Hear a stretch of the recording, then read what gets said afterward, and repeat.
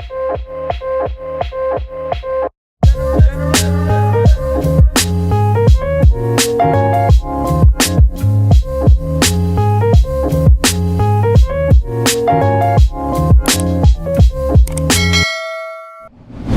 guys, welcome back to my channel and thank you for tuning in. Thank you to my subscribers and all the comments that you left. I really appreciate it, and please keep doing it and leave a comment on this one and on the previous one. And if you have not watched the previous ones, please watch the videos. So as promised, I am being consistent and I love it. You know, there's just something about the weather changing. It's just dark. It's not sunny. You feel different. The motivation is totally different. Am I the only one who feels that way when it starts to get cold? I'm not meant for this. But you know what? Let me not complain. Because when it starts to get hot, I'm like, oh my God, I want winter. When it starts to get cold, I'm like, oh my God, I want it to get warm. But the darkness, I cannot get used to that. But yeah, so as you can see from the topic, we are talking about reality versus expectations in Germany. Living in Germany, reality versus expectations. Oh my God. You know, when I was writing my notes about this, like what I'm going to talk about, I had a blast. I was laughing, just remembering everything from the time when I landed to where I am right now. So I will talk about 6 things about what I was expecting and what it was. And then everyone, please give me feedback and tell me about your expectations and reality and how you made it work. So as many of you know, I decided to do a lot of research before I moved from China to Germany, just so I am prepared. I am more prepared than I was when I was moving to China. So my research was more on just to kind of prepare me to what I'm going to find, and yeah, just to get ready a bit. And I know it's not going to be the same as being in a place and also just doing research about it.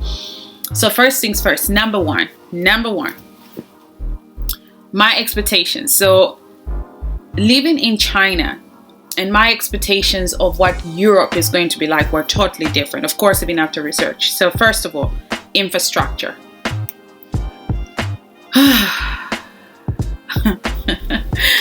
Infrastructure in Germany. I was expecting it to be, you know, because Germany is a developed country and I am coming from developing countries. So I was expecting the infrastructure to be much more advanced, to be much better, and not exactly the same or not like the best of the best, but much better to what I have seen in previous places. So to my experience, the infrastructure when it came to trains, buildings, just infrastructure in general, it was really different. Different in a good way and also in a bad way.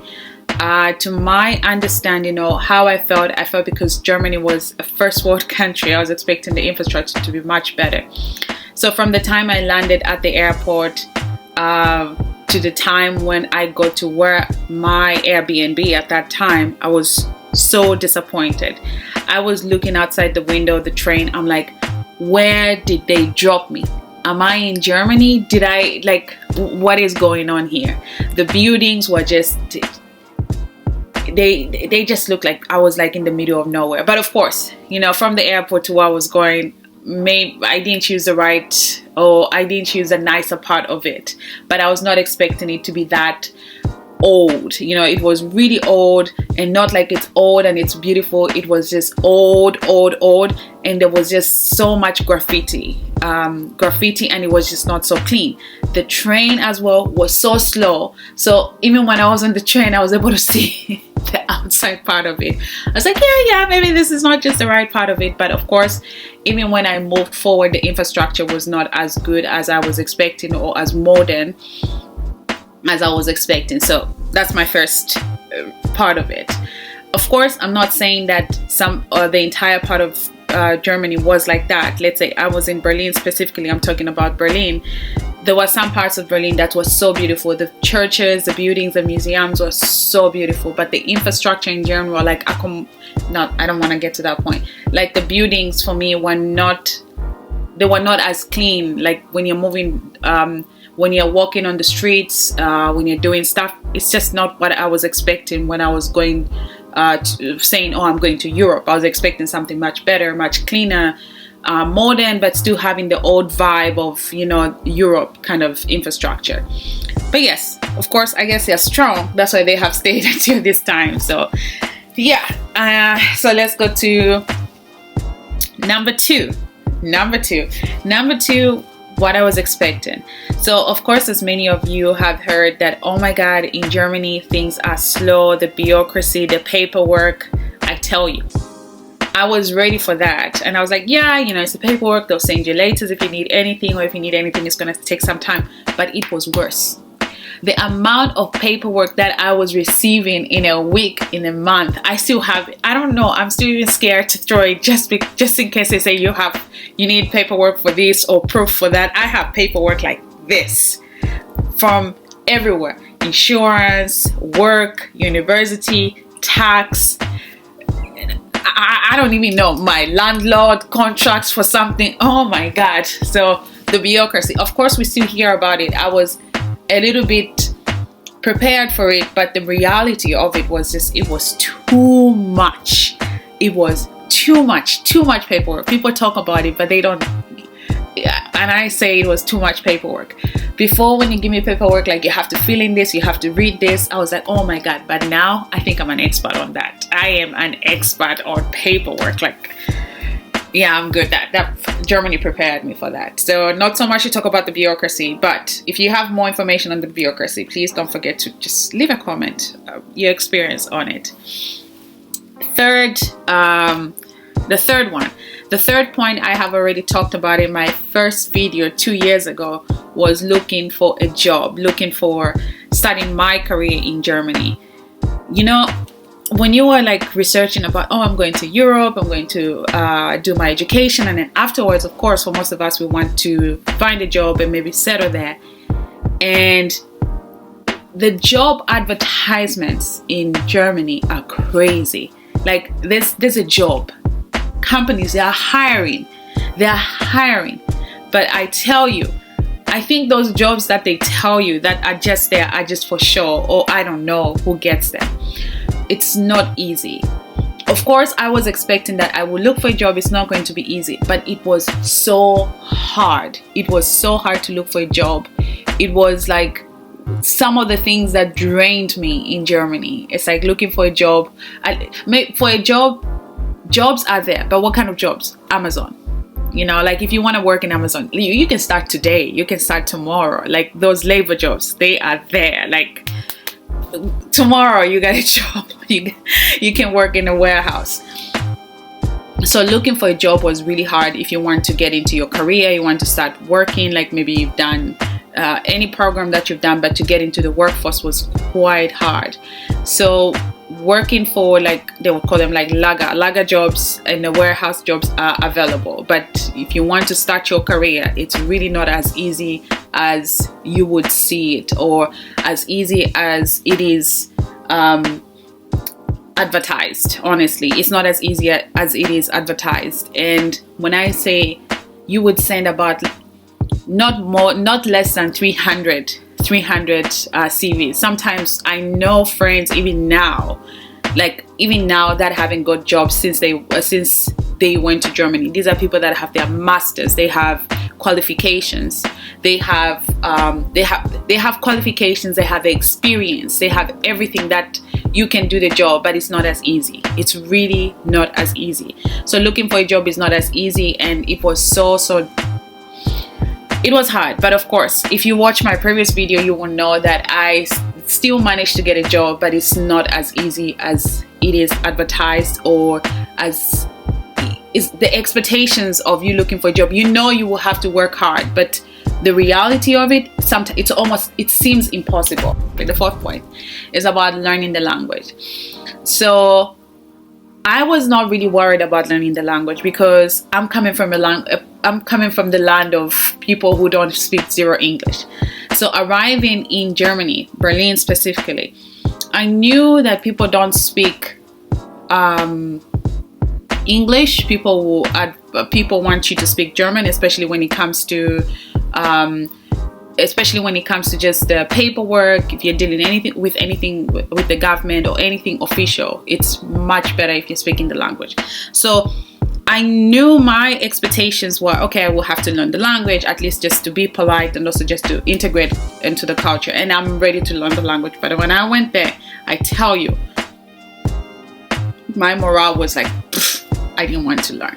I did not want to learn the language. But I learned A1 and to A2 and then went to B1. So like intermediate a bit, like I can speak a little bit, but learning the language, I felt like, okay, it's going to be easy because it's the alphabet. Then when I started learning the language, I felt like I had no brain. It was so hard. And everybody I talked to was like, yeah, it's going to be easy. You speak Mandarin? Come on, you can speak German. It just didn't hit right. It just, it was just so difficult. And I think it was so difficult because I was in the environment where people spoke German, but you could also get away with just speaking English. So that was the hard part. But for people that went to small cities, not in the capital, of course, they will learn faster because for them it's a must. Nobody will speak English. But in Berlin, you're meeting people from different parts of the world. So everybody now starts speaking English because nobody speaks German perfectly. So English would be the language that you would speak. So I expected that, of course, it's going to be hard, but not as hard. It was difficult, and also I was just not interested in it. So it's on me as well. And the fifth point, and the last one, actually, I said 6, but I think we'll end on 5. Oh, this one hit right here. This one I don't even know what it hit like so close to me that I tell you, this point, accommodation. Accommodation. Oh my God, like literally on the verge of living under the bridge. That's Berlin. Like, you have money, we don't care. We don't care. You're going to live under the bridge. So accommodation. So from my research, living in Germany, I knew that it's hard to find accommodation. I knew it was hard. That I knew. And I knew it was hard. I was like, you know what, we'll give ourselves maybe 2 months, 3 months, and then we can find accommodation. And honestly, I was not even thinking 3 months.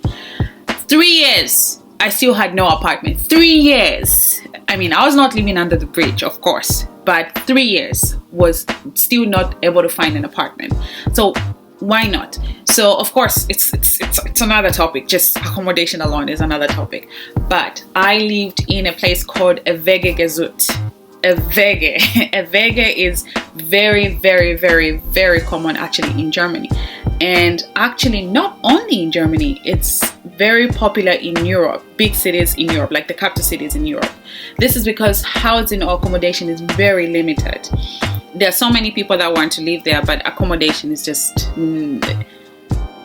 I don't know where the houses are. 1, 2, I think it's also the regulations on building new houses. Those are different policies that we don't want to get into.